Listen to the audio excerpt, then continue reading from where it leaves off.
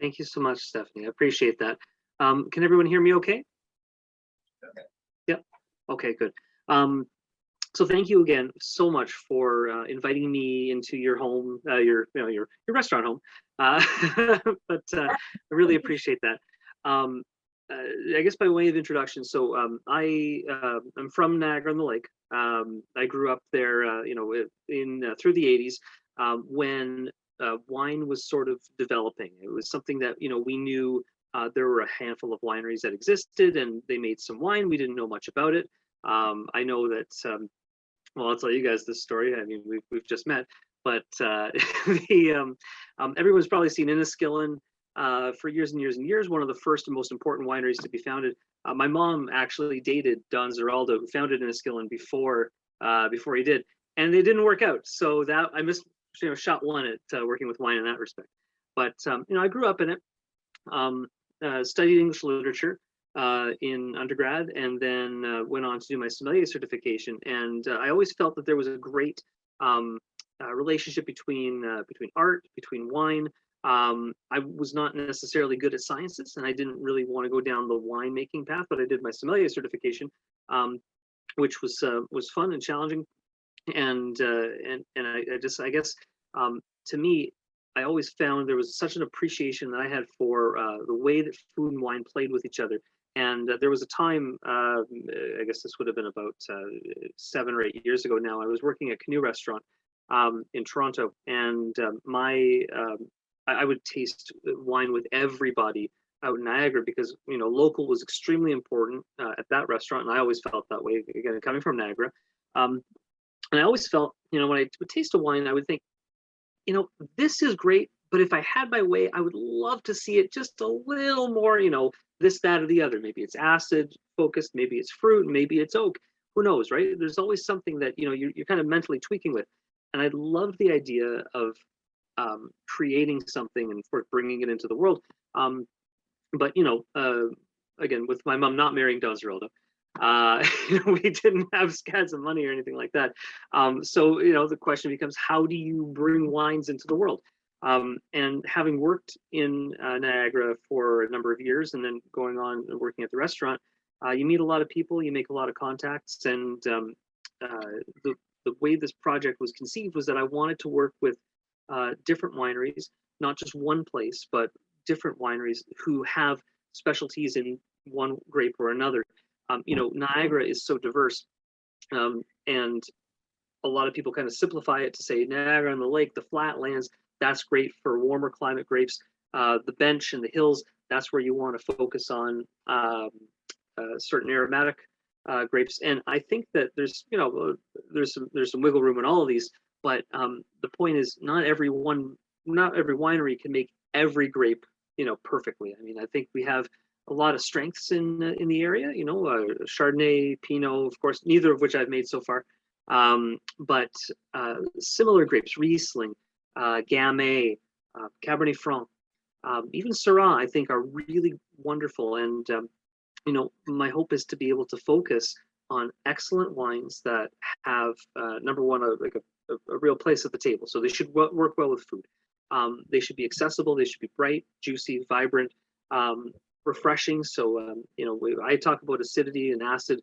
That's the freshness on the palate that'll make everything sing, particularly with so many dishes. And they shouldn't be too clunky, too heavy in alcohol. They should be balanced, so they'll be easy to drink, smooth and accessible. So to date, we've made wine with Ravine Vineyard and Riverview that are in Niagara-on-the-Lake proper, as well Malivoire out in Beamsville, and Pearl Morissette based in Jordan. There are a couple more that I've spoken to, and we're working out the logistics of how it'll all work. Last year, it's an interesting thing. Most wineries have a one vineyard, and then they'll contract out for other growers. But we've had such strange years the last few years. 2020, so hot, so wonderful, so perfect. 2021, the exact opposite. Rain, lots of breakdown, lots of crazy washed out volume.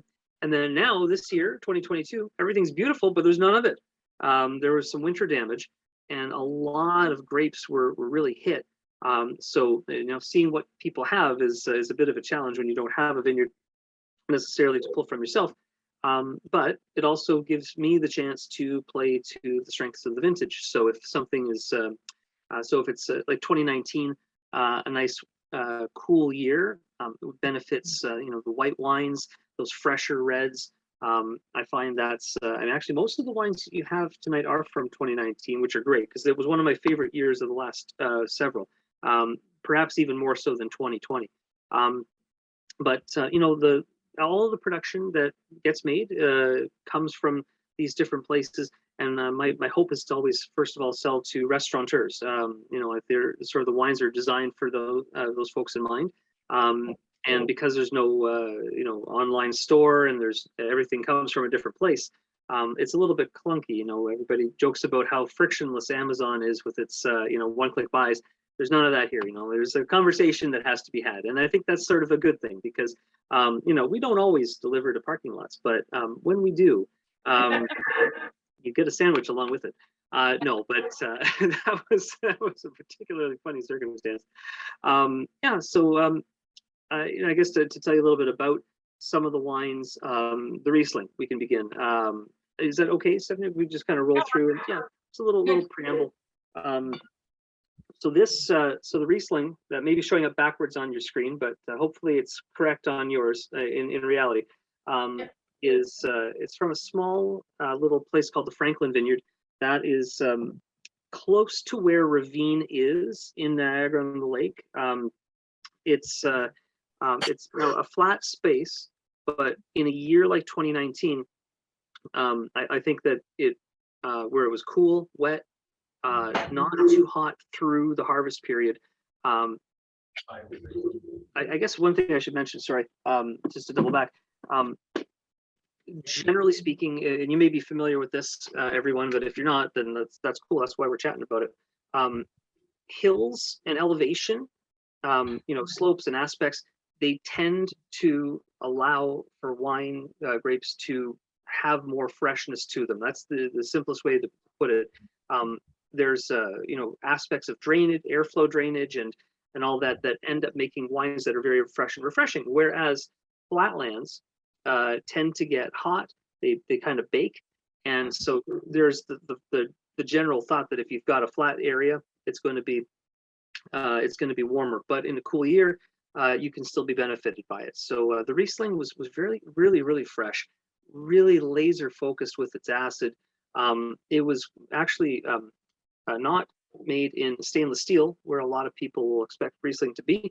This was actually done in a large format mercury puncheon. Mercury is a particular cooper of barrel, and I love how neutral it is. You don't taste any wood to it at all. It's really, you could tell me perhaps what you're feeling, but my impression is a lot of peach, apple, like red apple skin, that is, lime still coming through there. It's a juicy, fresh, like really bracing Riesling. And we were talking about at the time of bottling, do we want to blend in any other juice? And we did a small portion of the same vineyard that was fermented all the way dry, that would sort of take away some of the extra texture from the barrel, make it fresher. But when Lydia, the winemaker, said, like, do you want to have any like unfermented juice to sweeten it up? And I said, no. This is great. This is great. I personally I like drinking dry Rieslings. I guess as a model. Other ones that are in the area that I really like, the Cave Spring CSV, the Hidden Bench, Rosamel Vineyard Riesling, which again, not too sweet, nice and dry. The 13th Street June's Vineyard, again, a drier, not too sturdy, but a little bit built up. And Internationally Trimbach is a great one too, and that's that dry bracing style, which I think is really, where you get to see what Riesling does. And in a cool year, it'll last and it'll last and it'll last. You don't have to drink Riesling young. I mean, it's great if you do, and if you have oysters, all the better. But there's quite a spread you have in front of you tonight, and Riesling is, of course, your cheat code for everything. It'll go with pretty much any food you put in front of it. It's not particularly sweet, but there is some residual sugar. It's about 8 grams per liter. The alcohol's not too strong; it's just under 11%, and it's got a frame of structure to it, but nothing crazy. It's just really, really nice and fresh. I love this wine. It's too acidic for my wife. That's why I ended up making a Gewürztraminer and Pinot Gris after that. But but that being said, she drank the most of this when it was first bottled, and that was a few years ago. So now it's had a chance to tame itself out. It's really in a good spot right now. It's a great drinking window. I would still have this. I would have it now. I would have it next year, probably right into the end of 2030. It's a lovely bottle. And the only white we're trying tonight. Now the reds, I'll kind of hopscotch through them. We'll talk about the Gamay. So Malivoire was one of the excellent houses for Gamay in Niagara. So when Shiraz Motiar, the winemaker, and I were talking about what to do, we tried a whole swath of different vineyards and components. The majority of this one comes from the Openlander vineyard, which is it's in Virgil. This was not the first Gamay that we got to make. In fact, I think Wander was one of the first places to pick up the 2018 Gamay back when it was available, and that was a really, really special little bottle. I wanted to try to emulate that with the 2019 fruit. So there's a lot of this really bright strawberry fruit coming off the nose. There's a small percentage, I think about 9% to my memory, of Wismar Foxcroft Vineyard Gamay, and that's a special little dip in the Vineland double bench, where it gets a little bit like curvy, and so it's a sun trap in an area that's otherwise pretty hilly. So it's ripe, juicy fruit, and they fermented it semi-carbonic in a demijohn, which ended up giving this wild foxiness, this kind of smokiness that kind of came through. Really bright, really cool stuff, and I just love Gamay. I think it's, people talk about wanting to grow Pinot in Niagara, and it's good when they do, but more consistently, Gamay will offer a really refreshing, can't beat it food pairing wine. It does everything that Pinot does, but it does it more consistently in Niagara because, one winemaker told me, he said, everybody asks us for Pinot. We want to charge the money for Pinot, but we don't feel like we can get away with it every year, because you'll either have a hot year like 2020, where the Pinot gets kind of baked and cooked and it's really jammy, so you feel like you're kind of impersonating a Californian Pinot. But what everybody wants to do is make Burgundy, and we're not Burgundy quite. It's we have very, very young vines versus very, very old vines, very specialized climate, and though there is limestone everywhere, I just think absolutely we should keep making Pinot planted in the hills, and Gamay, it can go everywhere. It can go on the flatlands, it can go on the hills, and go everywhere. So really happy to continue that on with Malivoire, and just to kind of quickly run through these guys here, the Syrah does a lot of similar things to Gamay, in the sense that you've got and Syrah, I think we can talk about Shiraz. It's not Shiraz by any stretch of the imagination. The Syrah that we're making is from Young Vines. It's a small vineyard. It's just across from the Niagara River appellation. So in Niagara, there's an area that kind of goes north-south, running from Niagara Falls to Niagara on the Lake, and that's called Niagara River. You might see that on some labels. And then kind of just west of it, there's a big open space through the town of Virgil called 4 Mile Creek. And it's kind of a broad area, but this vineyard is basically on the edge of the Niagara River. And I mean, we're getting into the nitty gritty here, but it's warmer generally at the Niagara River. The fruit warms up faster because of its proximity to the Niagara River that flows into Lake Ontario. So this kind of benefits from that. It's a mix of clay loam soils, and they're 5-year-old barrels that the wine is in. Brand new. I haven't advertised it necessarily on Instagram or any of even my website yet. So just you yourselves and 3 other restaurants in Toronto who were paying attention to some conversations have picked it up. So it's kind of the hush hush secret stuff, but I really love Syrah. You know, Syrah, when you get that grape right, it is so expressive. It's pepper forward. It's you know, to me, I tell people triple pepper. I say, you know, cracked black pepper, pink peppercorns, and shishito peppers, and I find this like savory, smoky, like woodsy aroma is really there. Fruits are bright, raspberry and blueberry, and it's so nice and gulpable. It's not too like acidic fresh. It's and I've had some Syrahs where it kind of goes like really like zinging in there, but it's really really beautiful in that respect. So for food, you know, the Gamay, the Syrah, and the Cab Franc that I'll tell you about, they can all play off a lot of the dishes and sort of help in the same way. So when you have, I understand, I think you were talking before, there was maybe some pork rib croquettes, I believe, the chorizo stuffed mini peppers, if those are going, those, any of those two, for the Gamay or for the Syrah would be really lovely. I understand too, there, to my memory, there was the montaditos with pea meal and was it tomato jam? Yeah, it's been jam. Yeah. So pork and Syrah, pork and Pinot, those go so well. I love that. Syrah is actually genetically related to Pinot, as is Gamay. So if you ever have mushrooms, I always find mushrooms and Pinot go really well together. So integrating either Syrah or Gamay with both of those are fantastic. The Cab Franc, which we could talk about in a sec, is the hardiest one of the bunch here. Not that it's like overly big or anything like that. It's just a little bit burlier compared to the others. And so always with pairings, I always try to match weight for weight. So if you have something that's a little bit bigger, go with that. And so maybe the croquettes would do the trick for there.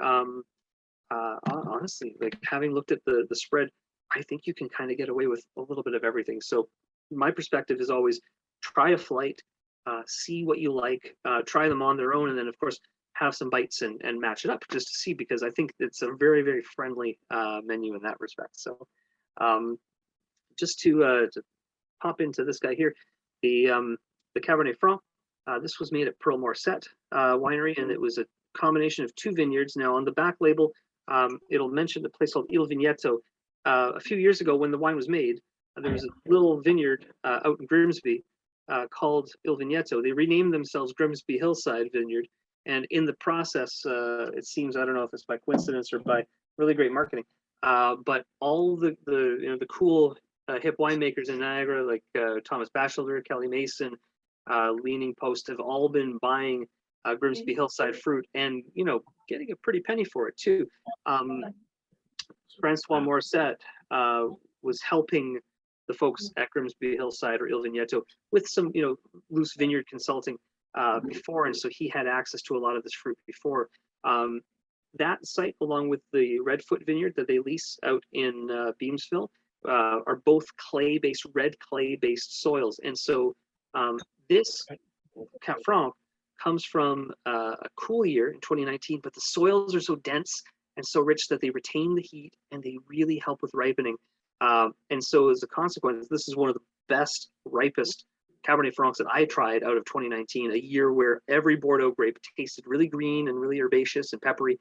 This was not that. This had this like juicy, dense, meaty, sanguine quality to it that I thought was just so lovely.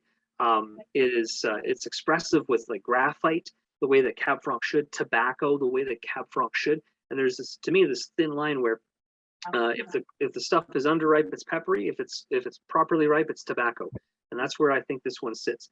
It's a complete Cab Franc. Yeah, I love the wine. I think this one can definitely age. If you have a decanter over there, then you want to just start splashing one around. I think it couldn't hurt because it always it performs so well over a few days. It can last for a week open, and it's really, really stable. It's a great wine. I love the way it behaves. The I guess too, I should just mention just by the way of the concept, the name Fourth Wall Wines. You may be familiar with movies or plays that have characters who speak to the audience. That's where the name comes from. And again, I say my background was with English literature. I love those kinds of shows where you can poke fun at yourself and have fun. But the big thing that I always knew to be true with wine is that it's a personal experience. And you can have a bottle of wine with people around you, but you're the only one who's going to taste what you're tasting. Unless you have COVID, in which case you can't taste anything. And I know because it happened to be in the summer, and it was the worst 2 weeks of my life. I was going crazy. I was like popping raisins and bags of chips because it was just salt and sugar is the only thing you could get on your palate. Oh, it was God, it was the worst. But it's really important, like when you're talking about wine, never to feel so intimidated by it. Like if you don't know what am I tasting, well, who cares? Start with number one, do you like it? And is it something that you want to have more of? And then if you start with that, and then you can identify, okay, well, you know what, I like this because of blank. It could be the juice, it could be the fruit, it could be the oak. There are so many reasons that you might like a particular wine. And once you go down the rabbit hole of I've tried this grape, I want to try another version of that grape. And it's tricky, when we have I don't want to speak ill of the LCBO, but when you have a big system, you have to supply it with a lot of wines that are made in large quantity, and there are lots of great wines that are made in large quantity.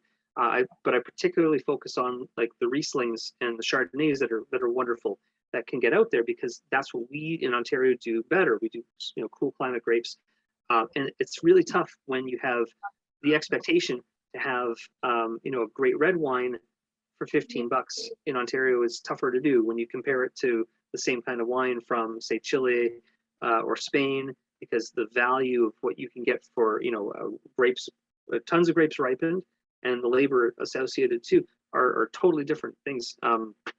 Plus the fact that in a lot of countries abroad, you have people who've had wineries for generations who don't pay rent anymore. And in Ontario, there's so many new builds over the last 40 years that everybody's dealing with those land costs. So they're not always cheap, but they can be worth it, I think, and especially when you get into to learning and caring for the places around you. So my hope with the project in the first place was just, let's make some great wine.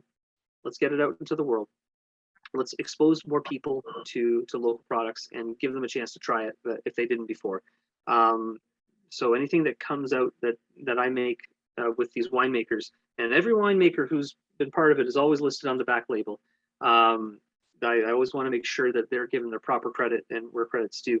But everybody who's put in the hard work behind it, has a story to tell.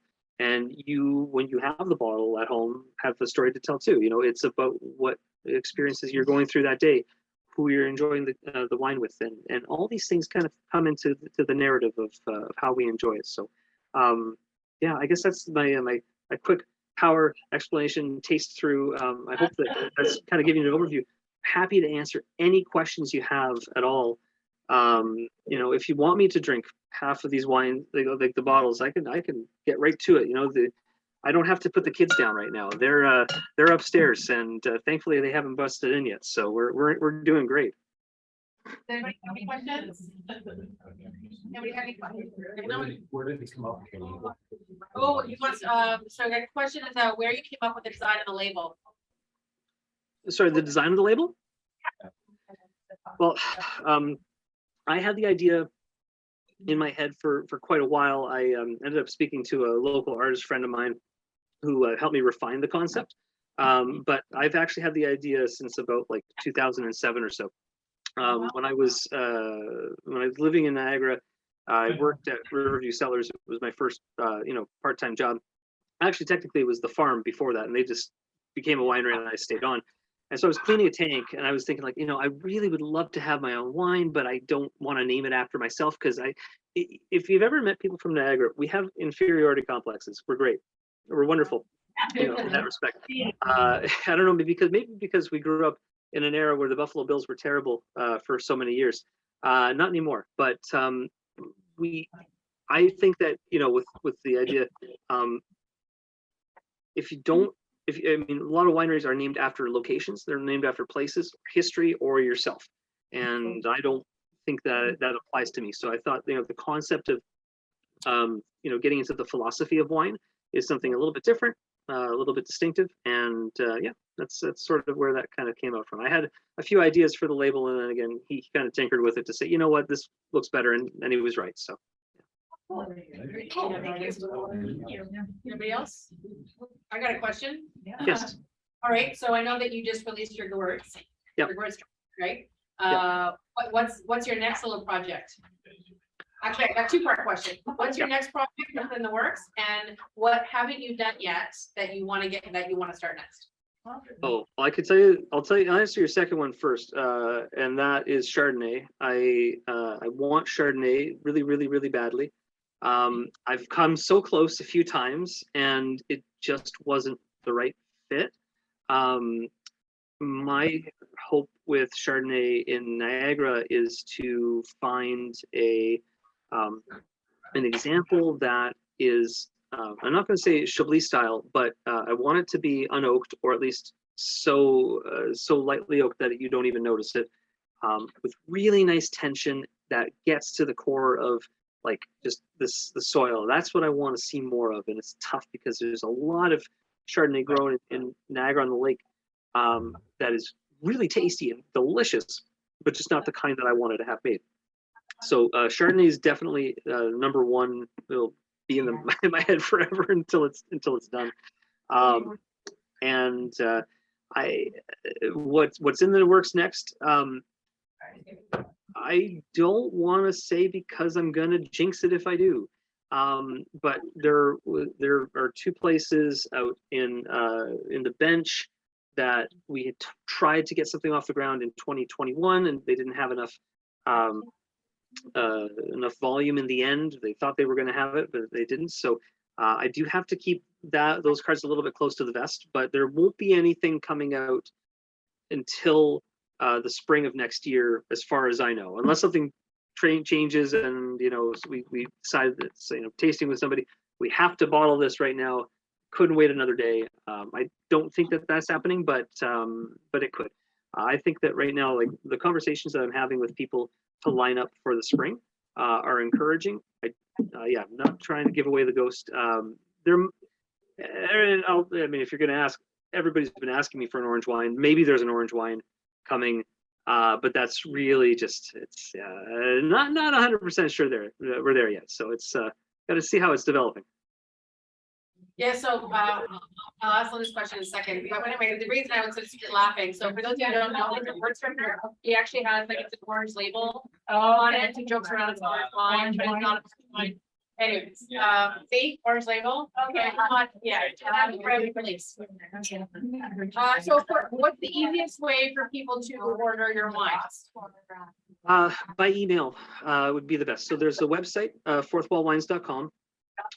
Or if you are on Instagram, you can find me there, and you can direct message me as well. But all the wines are always shipped from the wineries of origin. So they're invoiced by the wineries that made them and shipped from them. So if you call them up, sometimes they don't even know that the wines are there. So don't do that. Talk to me, and I'd be happy to arrange it. But we can deliver in Ontario. Very easy to do so.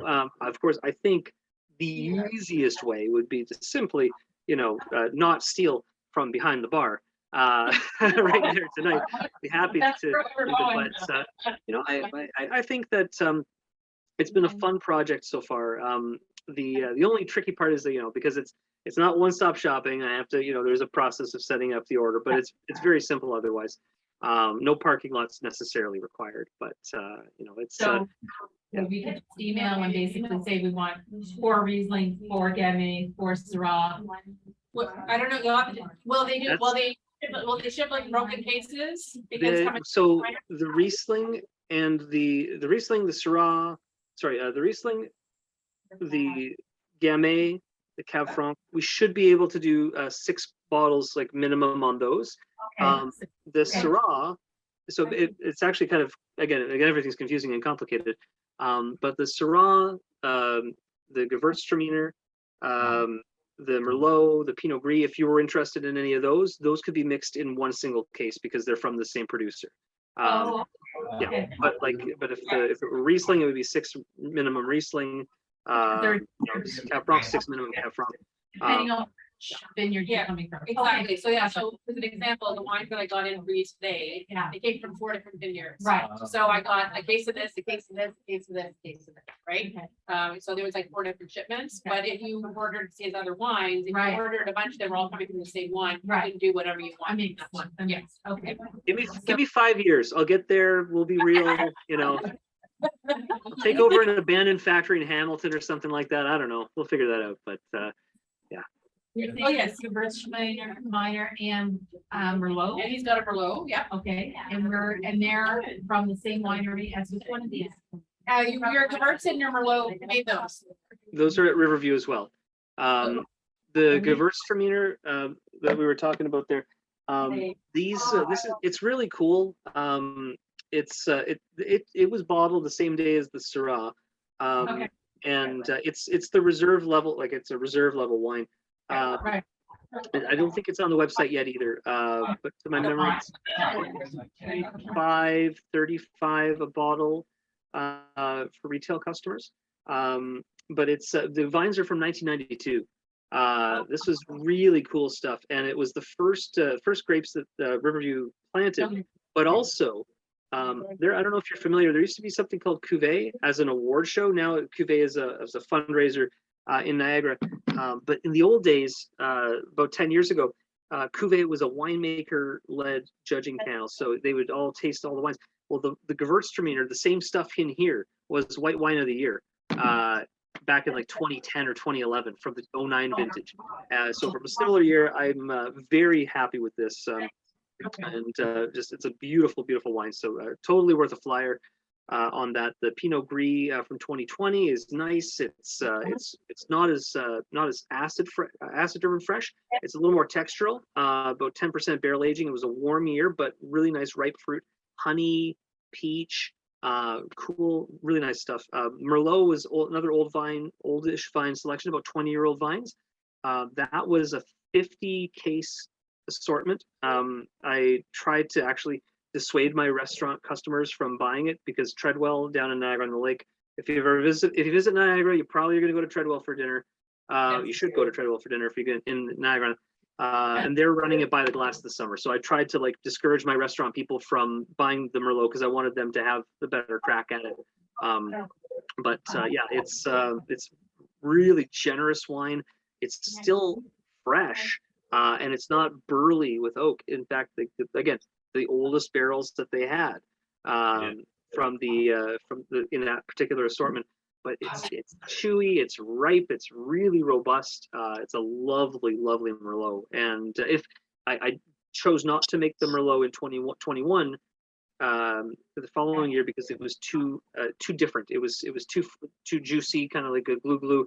There was just the water was too much, and everybody kind of was set with the same problem.